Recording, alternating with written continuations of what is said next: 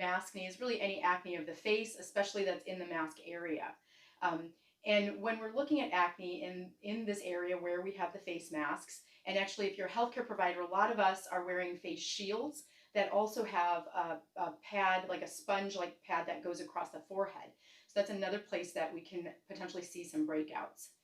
And there's what we professionally and technically call acne mechanica, which we see in athletes who wear tight fitting helmets and gear, chin guards, those kinds of things. So where there's something that's rubbing on your skin and compressing the skin so that sweat and the dead skin and oil that's supposed to normally slough off can't, it can actually get in and block those pores and cause breakouts.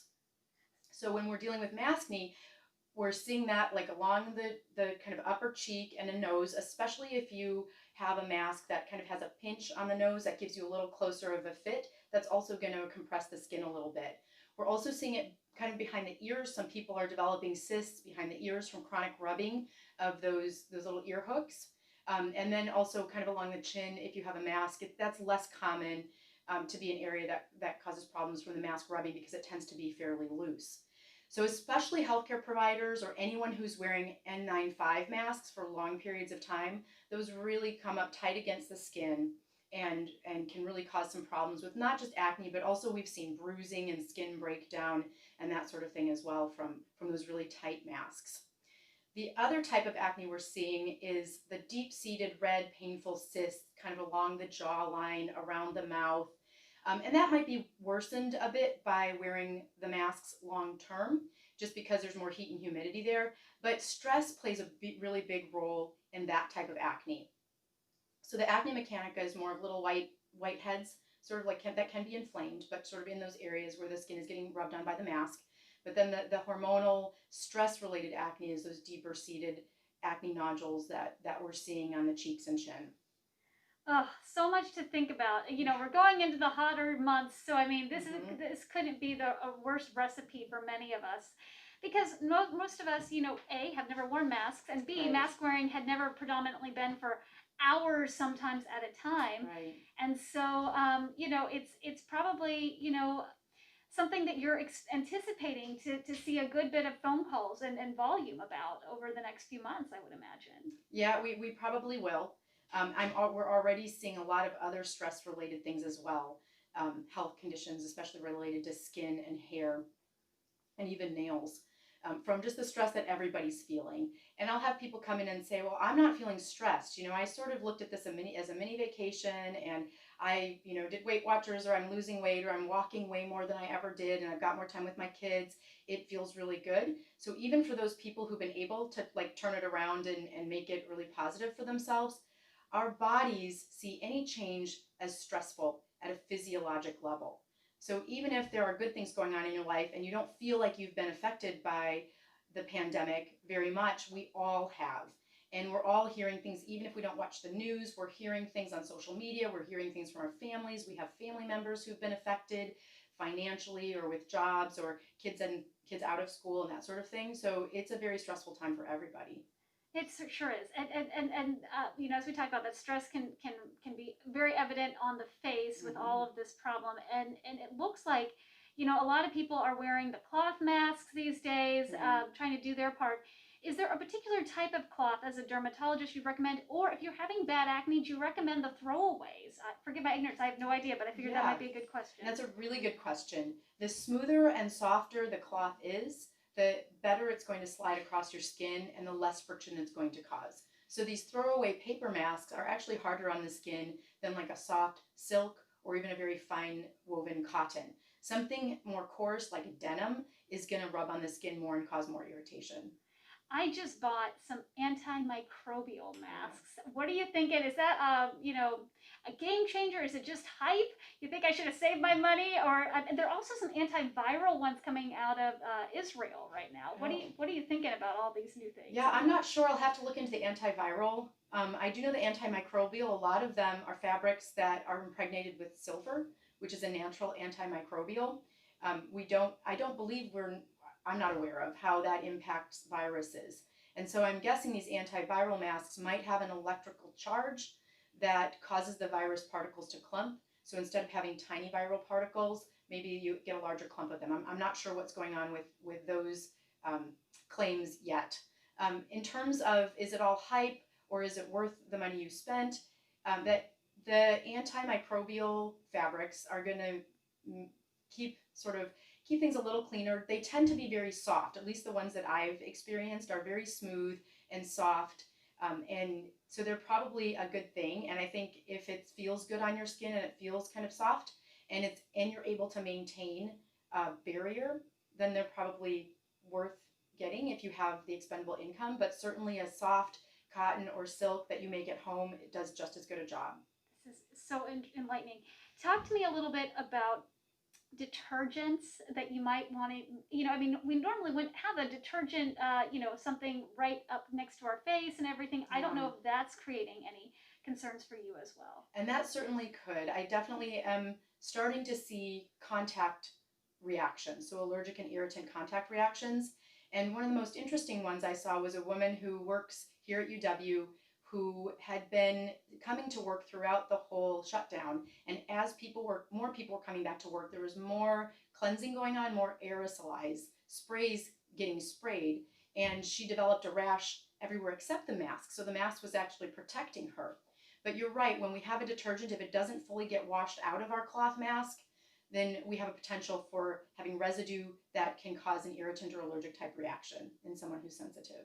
So if you have maskne, do you recommend your typical salicylic acid? Do you want to put something on before you put that mask on? Do you just want to try to do a deep clean after? What's your best advice there? Yeah, I just recommend keeping your skin clean, washing it. Usually twice a day is my maximum, but if you are in a hot setting and you're sweating a lot, it might be worth washing an extra time with a very gentle cleanser, non-sudsing. The cream-based cleansers are much gentler on the skin, and just with your fingers in a circular motion and then rinsing off with some warm water. A 2% salicylic acid over the counter can be really helpful for that true maskne, the type of acne that we see in the areas of friction. It's not going to have as much of an impact on the deeper seated stress-induced or hormonal-related acne that we're also seeing. But it is a place to start. Benzoyl peroxide can be helpful. It's tricky because you can find anywhere from 2.5% to 10% over the counter, and the 10% does tend to be very harsh. Studies have shown that the 2.5% works just as well and is less irritating. So if I have a patient who wants to use a benzoyl peroxide product, then I definitely recommend staying in that lower concentration end. And it's important to recognize that that's also going to bleach fabric. So if you have a cloth mask and you're using a benzoyl peroxide wash or leave on, you may end up with some little white marks on your mask. How interesting. This is such good information here. Talk to me a little bit about, my concern is, every day I come home and I have like half of my makeup is in my mask. Yeah. And I'm fearful that, I'm doing damage, to my skin, just letting that linger there. Do you recommend in this time just painting half your face? Yeah. I don't know what you had to say about that. So what would the dermatologist tell me to do? Definitely, especially if you're in and out and you're going to be hot and sweaty and there's nowhere for that humidity to go if it's locked in the mask. I would definitely recommend maybe laying off of the makeup for especially the lower part of your face.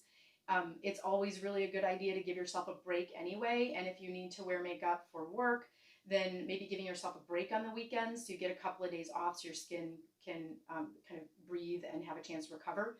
And then also the makeup that you do wear, it's important that it's non-comedogenic and you don't want to be putting thick layers of heavy concealer and bronzer and all of the other things that we use on our fases. Unfortunately, most of that hard-earned money that I spend on makeup is just going in my mask. So I need to do something like that. Just don't wear it. What about, I'm seeing the Splash Shield here, and I'm just thinking, that's like a piece of plastic that's right on your forehead. I'm sure that's probably really a difficult thing because some people just have to wear those all the time. What do you suggest somebody that has to have plastic attached to their forehead all day do to maybe, keep their skin supple and nice? And yeah, well, definitely moisturizing and then for some people, a barrier under. Can I go ahead and pick this up? Of course, yeah. Yeah, so if you'll see, this is what I have to wear in the clinic when I see patients and what my medical assistants and the nurses have to wear. And so you've got this very coarse sponge-like material that goes right up against your head. And one thing that you can do is make sure that your skin is well moisturized, but also putting a headband, a soft cotton headband, so that you're not directly coming in contact with this coarse foam, is one thing you can do. That is very smart. I like that idea a lot. I'm trying to think if there's anything else I should be bothering you about. I feel like we've kind of, Sarah, anything? Um, Go ahead. Go ahead. Oh, I was just thinking that one of the things we can share is that, like, at the end of the day, like, as long as, like, for healthcare providers, making sure that it's PPE, like, up to code or whatever, you know, for things like sometimes, like, a little acne is the price you pay for the safety during this time, kind of a thing. Like, just having that. Yeah, we can definitely, we can put this back. Yeah. I also want to stress that what I said about the antimicrobial fabrics, I think it's not just that the other fabrics are just as good. We don't know. There's not evidence to support that the antimicrobial fabrics are significantly better, but they are soft and they're very nice to use and they're nice on the skin. So I wanted to make sure I said that. Absolutely, absolutely. And then, how do you want me to? And you know that people on the front lines of COVID and whatnot, you know, I think just as Sarah said, you know, masking is a concern, but it's something that some people just have to tough out, right, during this tough time, I would imagine. Yeah, it is sort of a necessary or one of the kind of unintended consequences of what we're doing to keep everybody safe. And for those of us who work in healthcare, I think all of us would agree that our patients' safety and our colleagues' safety is our number one priority.